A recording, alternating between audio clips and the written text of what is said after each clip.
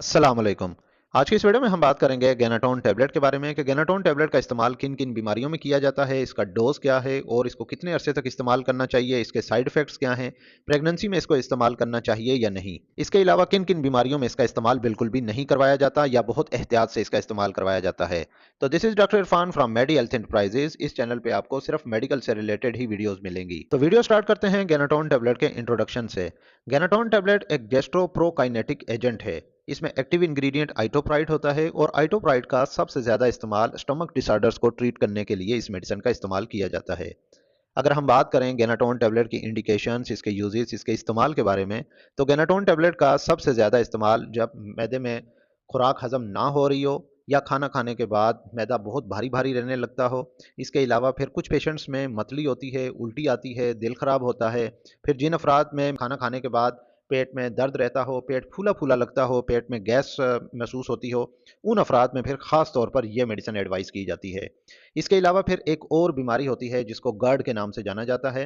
GERD कहते हैं gastro oesophageal reflux disease, जिसमें एसिड रिफ्लक्स होता है, जो स्टमक में एसिड प्रोड्यूस हो रहा होता है, जो कि खुराक को हज़म करने के लिए एसिड प्रोड्यूस होता है। तो वो ही एसिड जब ज़्यादा मिकदार में एसिड प्रोड्यूस होने लगता है, तो फिर वो एसिड जो है रिफ्लक्स होने लगता है, यानी मैदे से खुराक की नाली की तरफ बैकफ्लो करता है। तो जिससे अक्सर पेशेंट जो हैं ये कहते हुए सुनाई देंगे आपको कि डॉक्टर साहब मुझे ऐसे महसूस हो रहा है कि जैसे जो है गैस जो है वो मैदे से दिमाग की तरफ चढ़ रही है। तो ये बेसिकली GERD की बीमारी होती है जिसको गैस्ट्रो इसोफेगल रिफ्लक्स डिजीज कहा जाता है। इसके अलावा फिर जिन पेशेंट को मैदे की तकलीफ रहती है, फिर उन पेशेंट्स में फिर खट्टे डकार आने की शिकायत बहुत ज़्यादा होती है, खाना हजम नहीं होता, वो हर वक्त चिड़चिड़े रहते हैं, तंगी महसूस होती है और उन पेशेंट्स के लिए फिर सांस लेना भी थोड़ा सा मुश्किल लगता है। तो उन पेशेंट्स में ये मेडिसिन बहुत अच्छे से काम करती है। अब गेनाटोन टैबलेट करती क्या है कि बॉडी में कि गैस्ट्रो इंटेस्टाइनल जो मोटिलिटी होती है उसके डिसऑर्डर्स को ये ट्रीट करती है। अब गैस्ट्रो इंटेस्टाइनल मोटिलिटी की अगर हम बात करें, जिस तरह हम अगर कहें कि मैदे की एक मशीनरी होती है जो गैस्ट्रो इंटेस्टाइनल ट्रैक्ट है, जहाँ से आपका खाना मूव होकर हजम हो रहा होता है, तो जब वो बहुत स्लो काम कर रहा हो या सही तरीके से काम ना कर रहा हो, तो फिर यह गेनाटोन टैबलेट जो है उस मोटिलिटी डिसऑर्डर्स को ट्रीट करने में बहुत हेल्पफुल है। गेनाटोन टैबलेट जो है वो इंप्रूव करती है गैस्ट्रिक एम्प्टिंग, यानी कि खाना खाने के बाद अक्सर पेशेंट में जब खाना हजम नहीं हो रहा होता, तो उन पेशेंट्स में फिर ये मैदे को खाली करने में हेल्प आउट करती है। इसके अलावा फिर ये इन्हांसमेंट करती है जो गैस्ट्रो इंटेस्टाइनल मोटिलिटी है, जो मैंने आपको बताया कि मशीनरी इसकी होती है, या तो वो बहुत स्लो हो जाती है या वो सही तरीके से काम नहीं कर रही होती उन पेशेंट्स में, फिर ये जो गैस्ट्रो इंटेस्टाइनल मोटिलिटी है उसको इन्हांस करती है, उसको इंप्रूव करती है, उस सिस्टम को ये बेहतर करती है। अब हम बात करते हैं गेनाटोन टैबलेट के डोजेज के बारे में, लेकिन डोजेज से पहले हम इसकी स्ट्रेंथ देख लेते हैं। गेनाटोन टैबलेट दो स्ट्रेंथ में मार्केट में अवेलेबल है। 50 mg की टैबलेट होती है, फिर एक 150 mg की टैबलेट होती है। जो टैबलेट 150 mg वाली है वो टैबलेट गेनाटोन ओडी के नाम से मार्केट में अवेलेबल है। जो 50 mg की टैबलेट होती है, जिन पेशेंट्स में एसिड रिफ्लक्स बहुत ज्यादा हो रहा होता है, उन पेशेंट्स में फिर ये 50 mg की टैबलेट दिन में 3 बार दी जाती है। इसके अलावा 150 mg की टैबलेट दिन में एक बार दी जा सकती है। अब फिर ये इसका डोज डिपेंड करता है पेशेंट की कंडीशन पे, सिवियरिटी ऑफ डिजीज पे, यानी कि जितना एसिड रिफ्लक्स या जितनी मैदे की तकलीफ ज्यादा होगी उसी हिसाब से इसका डोज एडजस्ट किया जाएगा।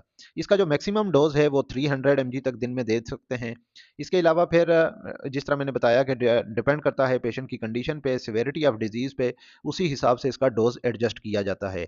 अगर हम बात करें कि गेनाटोन टैबलेट को कितने अरसे तक इस्तेमाल किया जा सकता है, तो ये भी डिपेंड करता है कि पेशेंट की जो सिवियरिटी ऑफ डिजीज़ है वो कैसी है। अगर तो मरीज़ को तकलीफ बहुत ज़्यादा है, या अगर हम कह दें कि GERD की बीमारी है, तो ये कम से कम भी 4 से 6 हफ्ते या 8 हफ्ते तक ये मेडिसिन कंटिन्यू रह सकती है। तो ये डिपेंड करता है फिर भी पेशेंट की कंडीशन पे, टाइप ऑफ डिजीज़ पे।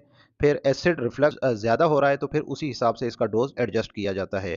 अगर हम बात करें गेनाटोन टैबलेट की कंट्राइंडिकेशंस, यानी किन बीमारियों में इसका इस्तेमाल नहीं करना चाहिए, तो जिन पेशेंट्स में गैस्ट्रोइंटेस्टाइनल ब्लीडिंग हो, यानी कि अगर कोई एब्डोमिनल ब्लीडिंग हो रही है या इंटेस्टाइन आंतों से ब्लीडिंग हो रही है, तो उन पेशेंट्स में इस मेडिसिन का इस्तेमाल बिल्कुल भी नहीं करवाया जाएगा।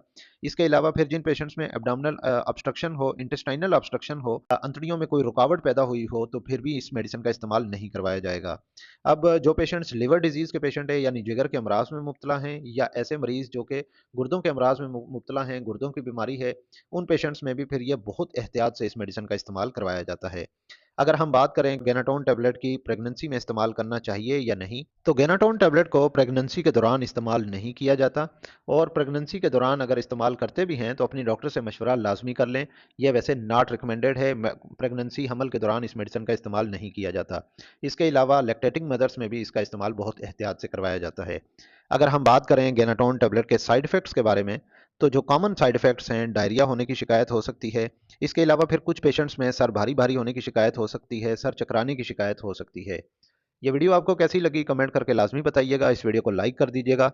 अगर आप मज़ीद ऐसी हेल्थ से रिलेटेड मेडिकल इन्फॉर्मेशन वीडियोज़ देखना चाहते हैं, तो मेरे इस यूट्यूब चैनल मेडी हेल्थ एंटरप्राइजेज़ को सब्सक्राइब कर लें और साथ ही बेल आइकन का बटन भी ऑन कर लें, ताकि हर नए आने वाली वीडियो का नोटिफिकेशन आपको मिल सके। तो मिलते हैं नेक्स्ट वीडियो में, तब तक के लिए अल्लाह हाफ़िज़।